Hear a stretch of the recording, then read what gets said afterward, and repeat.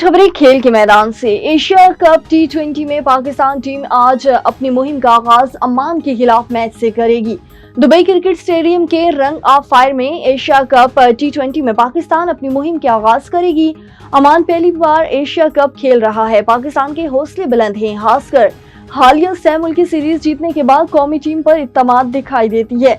अमान के खिलाफ पाकिस्तान के मैच को भारत के खिलाफ इतवार के बड़े मुकाबले से कबल वार्म अप के तौर पर देखा जा रहा है। जनूबी अफ्रीका की वुमेन क्रिकेट टीम अपने दौरे पाकिस्तान के सिलसिले में लाहौर पहुंच गई, जहां वो पाकिस्तान वुमेन क्रिकेट टीम के खिलाफ 3 मैचों पर मुश्तमिल एक रोजा बैनुल अक़वामी वनडे सीरीज खेलेगी।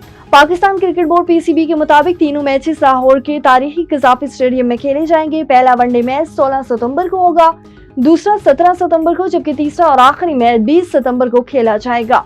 लाहौर आमद के बाद जनूबी अफ्रीकी टीम को सख्त सिक्योरिटी में होटल मुंतकिल किया गया, जहां वो चंद रोज प्रैक्टिस सेशन के बाद मैदान में उतरेगी। और अमेरिका की मेजर लीग क्रिकेट MLC के चौथे सीजन की तारीखों का ऐलान कर दिया गया। नया सीजन 18 जून से 18 जुलाई 2026 तक खेला जाएगा। 6 टीमों पर मुश्तमिल इवेंट में मजमूई तौर पर 34 मैचेस खेले जाएंगे।